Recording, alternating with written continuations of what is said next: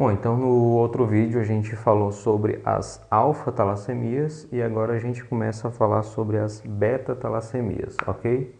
Só para recapitular, a alfa-talassemia é quando você tem a deficiência, a diminuição na quantidade de globina alfa, tá certo? O que é beta-talassemia? Vai ser a diminuição na quantidade da beta-globina, ok? Só lembrando, diminuir o alfa, aumenta beta. Então, se eu vou diminuir, nesse caso agora, o beta, eu vou aumentar o alfa, certo? Nós temos aí, só para recapitular também, o cromossomo 16 e o cromossomo 11, né? Cromossomo 16, cromossomo 11, sendo que se eu pego o cromossomo 16 aqui e estico ele, eu vou encontrar duas regiões, a região responsável pela expressão do alfa, e se eu pegar o cromossomo 11 e esticar o DNA dele aqui, eu vou ver a região responsável pela cadeia beta, a região responsável pela cadeia delta e a responsável pela produção da cadeia gama, não é? No caso da alfa-talassemia, a gente vai ter um problema nesses genes aqui. No caso da beta-talassemia, a gente vai ter problema em um gene e não em dois. Então lembre-se, você recebeu o cromossomo 11 do seu pai e o cromossomo 11 da sua mãe. Então você vai ter duas regiões do gene para a produção da cadeia beta, tá certo? Então como vai ser genotipicamente, digamos assim, uma pessoa com beta-talassemia? Então a gente vai ter aqui o seguinte: a gente pode ter a situação em que ela tenha beta que veio do pai normal e beta que veio da mãe normal. Então essa pessoa vai ser normal. Agora, pode acontecer dela receber o beta que veio do pai normal e o beta que veio da mãe não funcionante, não funciona muito bem, mas ainda funciona um pouco, tá certo? Nesse caso, a pessoa vai ter uma beta-talassemia, só que vai ser uma beta-talassemia meia boca, né? Uma beta-talassemia não tão prejudicial. A gente vai chamar então de beta-talassemia minor. A pessoa vai ser apenas um traço talassêmico. Nesse caso, a pessoa pode até ter microcitose, mas ela não vai ter anemia, ela vai ser assintomática. Certo? Só que eu posso ter um beta, que eu recebi do meu pai ou da minha mãe, normal, mas o outro não está funcionando. Então é beta normal, beta zero.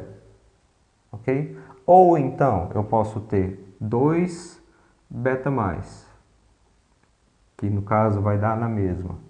Ou então, pior ainda, eu vou ter um beta mais e um beta zero. Então essas três situações aqui vão acabar gerando uma talassemia intermediária.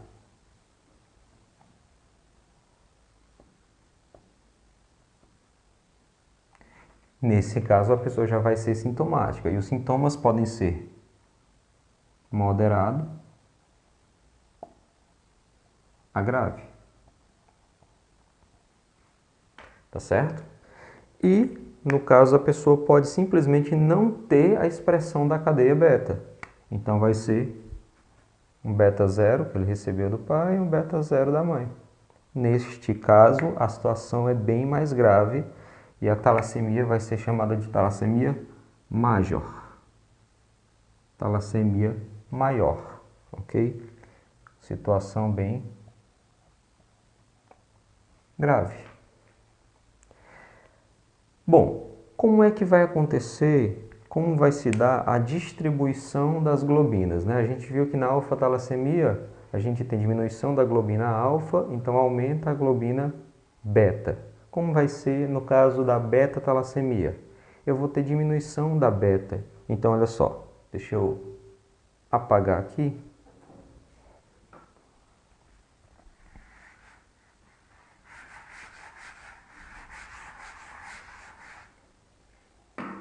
Então eu vou ter alfa, beta, delta, gama. Alfa se liga com beta, alfa se liga com delta, alfa se liga com gama. Não é assim? Então, alfa com beta forma hemoglobina A1, alfa com delta forma hemoglobina A2. É só lembrar, 2 começa com D, D de delta. E alfa com gama, hemoglobina fetal, né? Porque depois do F vem o G, então gama, enfim. O que acontece aqui? No caso da beta-talassemia, eu vou ter diminuição ou ausência do beta. Né? Vamos supor que a pessoa tenha ausência do beta, ou seja, uma talassemia major. Neste caso, eu vou ter um aumento do alfa, certo? Só que, diferente da alfa-talassemia, como sobra a cadeia alfa aqui, ela pode sim se ligar às outras. Ela não é fiel apenas à beta, não. Então, a alfa pode se ligar com delta e com gama. Então, o que acontece? Na alfa-talassemia, se eu tenho aqui diminuição da alfa, o pouco de alfa que eu tenho vai ser distribuído assim, 97% para beta, formando A1, 2% para delta, formando A2, e 1% para fetal, formando para gama, né, formando a fetal, ok? Na alfa-talassemia tem diminuição disso aqui. Então, mesmo com a diminuição disso aqui, eu vou ter 95% da alfa, mesmo diminuída, vai para a beta. 2% da alfa vai para a delta, 1% da alfa vai para a gama. Isso na alfa-talassemia. Já na beta-talassemia é diferente. O que acontece? Na beta-talassemia eu vou ter diminuição de beta e aumento da alfa. E aí a alfa vai começar a perceber mais as outras cadeias de globina, a delta e a gama. E ela vai começar a se distribuir mais para beta e para gama. Só um detalhe, existe um limite genético, tá certo? Em que a delta e a gama conseguem suportar a alfa. Então não vou aumentar até chegar em 90% não, tá certo? Existe um limite, ou seja, eu tenho muita alfa, eu tenho pouca beta ou nenhuma, e aí a alfa vai começar a ir para delta e para gama, vai chegar no limite e vai acabar sobrando alfa, ok? Tem muita alfa, então vai aumentar A2, vai aumentar fetal, e aí o detalhe é, principalmente, ó, A2, esse é o diferencial, tá certo? Aumenta muito A2, mas mesmo assim vai acabar sobrando alfa. E aí o que acontece quando sobra? As globinas, elas acabam se ligando entre si, ok? Então eu vou formar alfa 4. Eu vou formar esse tetrâmero aqui, alfa 4, que é ruim, do mesmo jeito até pior do que o beta 4, lá da alfa-talassemia, tá certo? A alfa 4, ela vai acabar destruindo, né, fazendo um precipitado e vai acabar promovendo o que a gente chama de eritropoiese ineficaz. Tá certo? E o que a eritropoiese ineficaz promove? Ela promove aqueles precipitados que vão acabar indo para o baço, serem destruídos, vai formar hemólise, vai aumentar a bilirrubina e tudo mais. E ela também acaba liberando aquela proteína que a gente já falou nos outros vídeos, que é a eritroferrone. O que a eritroferrone faz? ela diminui a epsidina. E quando eu diminuo a epsidina, eu abro a ferroportina. E quando eu abro a ferroportina, o organismo absorve ainda mais ferro, não é? Ou seja, nesses casos, a pessoa vai aumentar a probabilidade de ter hemocromatose, tá certo? No caso aqui, hemocromatose eritropoética, e no caso, como a pessoa vai precisar de transfusões, acaba recebendo mais ferro ainda, tá certo? Outra coisa, a eritropoese ineficaz faz com que a medula continue produzindo muita hemácia. E aí, como ela vai produzir muita hemácia, acaba a velocidade de produção de hemácias acaba fazendo uma deformação óssea, né? Existe a face talassêmica, né, que é uma face típica de pessoas que têm uma alta produção e acaba deformando os ossos, tá certo?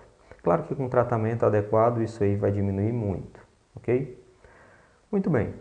A talassemia major a gente vai chamar de hemoglobina, ou desculpa, a gente vai chamar de anemia de Cooley, tá certo? E detalhe é, o feto não vai sofrer. E o bebê também, até os 6 meses, ele não vai sofrer. Porque presta atenção, se a pessoa está com falta de beta, na vida intrauterina, na vida fetal, o feto não precisa de beta. O feto precisa de gama para formar hemoglobina F. E até os 6 meses, ele forma hemoglobina F, ok? Então, passou dos 6 meses, quando diminui a expressão da gama e deveria aumentar a expressão da beta, isso não aumenta, porque a pessoa tem uma talassemia beta, tá certo? E aí, a partir dos 6 meses é que começa a acontecer os problemas, ok? Bom, muito bem, então como vai ser o tratamento da beta-talassemia? O detalhe é, a beta-talassemia minor, geralmente assintomático, a intermediária vai ser de moderada a grave, né? A pessoa pode ter, aqui pode ter microcitose, aqui pode ter microcitose e uma anemia um pouco mais grave, mas aqui sempre vai ser uma anemia grave, certo? Como é que a gente vai fazer o tratamento? E quais são os outros sintomas, né? Pode ter um aumento do baço, por conta da hemólise, né? Por conta da eritropoese ineficaz, por conta da formação daqueles cristais, aqueles corpúsculos de inclusão do tetâmero alfa 4, né? Aí o baço vai ver que a hemácia não está muito bonitinha e vai destruir ela. Aumenta a hemólise, aumenta a função do baço, eu vou ter uma esplenomegalia. O fígado também faz isso, então a gente pode ter uma hepatoesplenomegalia, tá certo? Deformação óssea, como eu já falei, ok? E aí o que é que a gente deve fazer, né? Qual o tratamento?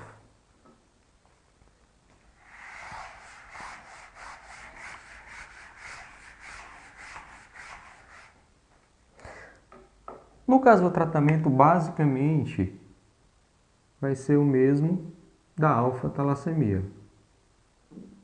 Tratamento.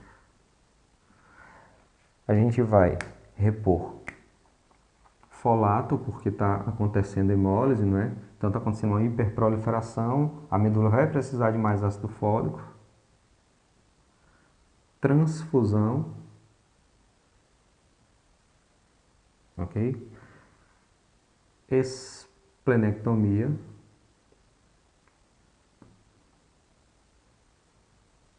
Lembrando, a transfusão vai fornecer ferro para a pessoa, então vai aumentar a hemocromatose da pessoa. Então é necessário aquela ação. Geralmente aquela ação é feita com um medicamento chamado desferroxamina ou deferasirox também, tá certo? Folato, transfusão, esplenectomia, quelação, tudo isso vai ser utilizado no tratamento da talassemia. Outro detalhe é que na talassemia major você pode também fazer, né, em um indivíduo jovem, um transplante alogênico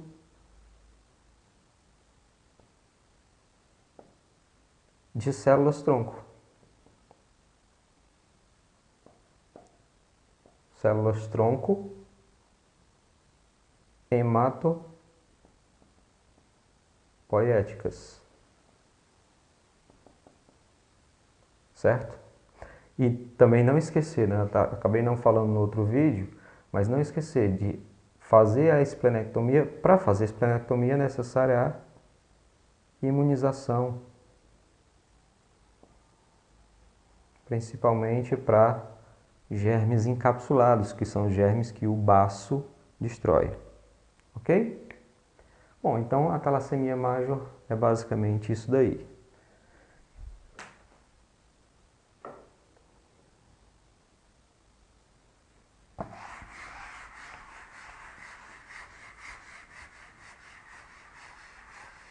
Agora vamos fazer um esquema geral para incluir todas as 4 anemias microcíticas que eu falei, né? Então nós temos aqui a anemia ferropriva, nós temos aqui a anemia de doença inflamatória crônica, nós temos aqui a anemia sideroblástica e nós temos aqui a talassemia. Ok? Anemia ferropriva, como é que vai estar o perfil de ferro? A gente vai ver aqui ferro sérico, ferritina, saturação de transferrina, capacidade total de ligação de ferro, ok? E a gente pode olhar também os reticulócitos.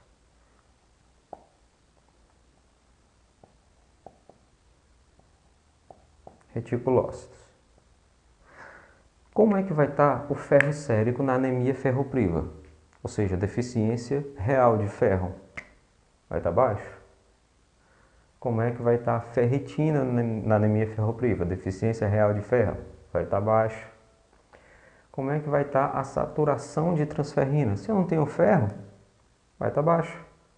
Agora, o fígado quer ferro, então ele libera bem mais transferrina. Então eu vou aumentar minha capacidade de ligação de ferro, ok?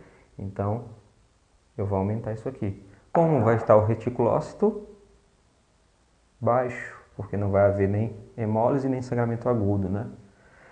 Na doença inflamatória crônica, como é que vai estar o ferro sérico? Ou seja, o ferro que está no sangue ligado lá à transferrina. Lembra, ferro sérico não é ferro livre é tóxico, tá bom? Muito bem, então na anemia de doença inflamatória crônica, o ferro sérico também vai estar baixo, porque a ferroportina está trancando ferro dentro das células. Então como é que vai estar a ferritina? Vai estar alta.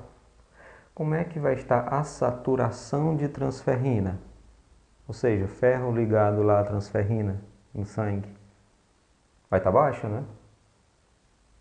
E o fígado vai precisar de mais ferro? O fígado interpreta que tem muito ferro dentro da célula. Então ele não vai liberar mais transferrina para captar mais ferro não, porque na visão dele tem muito ferro. Então como é que vai estar a capacidade total de ligação de ferro? Vai estar diminuída. Como é que vão estar os reticulócitos? Também vão estar diminuídos. Na anemia sideroblástica, como é que vai estar o perfil do ferro? Ferro sérico. A anemia sideroblástica, só lembrando, é o quê? É a falta da protoporfirina 9. Então não tem como ela se ligar ao ferro formando o grupamento M. Logo, o ferro vai acabar ficando em excesso. Então, ferro em excesso, como é que vai estar o ferro sérico? Vai estar elevado. Como é que vai estar a ferritina? Vai estar elevada. Como é que vai estar a saturação de transferrina? Ou seja, a transferrina está cheia de ferro, ok? Cada transferrina, claro, só comporta 2 moléculas de ferro. Então, todas as transferrinas vão ter ferro. Saturação de transferrina vai estar elevada.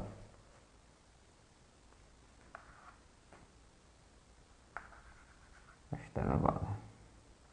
Ok? Como é que vai estar a capacidade total de ligação de ferro?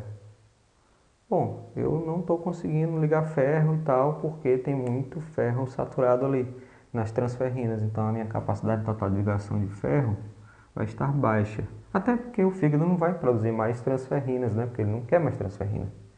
Como é que vão estar os reticulócitos? Vão estar baixos também. Ok? Como é que vai estar o reticulócito na talassemia? Normal ou até elevado, tá certo? Como é que vai estar o perfil de ferro na talassemia? Normal, ok? Então olha só, você foi investigar uma pessoa que está com anemia microcítica. E aí você viu esse perfil aqui, você vai pensar em ferropriva. Viu esse, pensa em inflamação crônica sideroblástica. Mas se vier tudo normal, você vai ter que continuar a investigação, ok?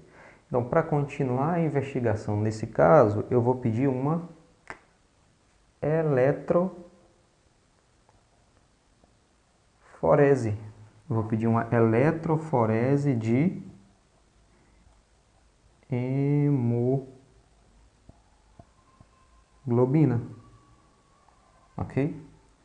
Se a eletroforese de hemoglobina vier normal, eu vou desconfiar que provavelmente é uma alfa-talassemia. Se a eletroforese de hemoglobina vier com A2, hemoglobina A2 elevada, aí eu fecho, eu bato o martelo que é uma beta-talassemia. Tá certo? Para confirmar de verdade, verdadeira mesmo, a alfa-talassemia eu vou precisar de um teste genético lá no cromossomo 16, né? Para ver a expressão dos genes alfa. Tranquilo então? Bom, a partir de agora a gente vai fazer os próximos vídeos falando sobre as anemias macrocíticas, ok? Então até mais.